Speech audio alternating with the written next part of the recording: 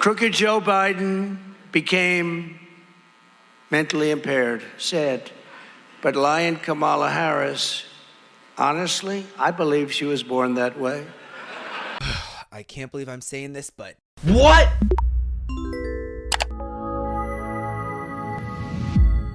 during a campaign event on Republican presidential nominee Donald Trump made controversial remarks about Vice President Kamala Harris, claiming that she was born mentally impaired and comparing her actions to those of a mentally disabled person. There's something wrong with Kamala, and I just don't know what it is, but there is definitely something missing. And you know what?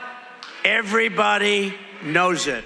Only a mentally disabled person could have allowed this to happen to our country. I think whenever he says things like that, he's talking about himself, but trying to project it onto others. His comments drew widespread backlash, as you can imagine, particularly from advocacy groups focused on disabilities who condemned the language as offensive and harmful. Trump's criticism centered around Harris's role in border security as vice president, where he alleged that if a Republican had handled the issue in the same way, they would have been impeached for high crimes and misdemeanors. Speaking of people who have been charged with crimes, sounds familiar. He implied that Harris's actions, which he described as inept, would have triggered harsher consequences had they been performed by a member of his own party.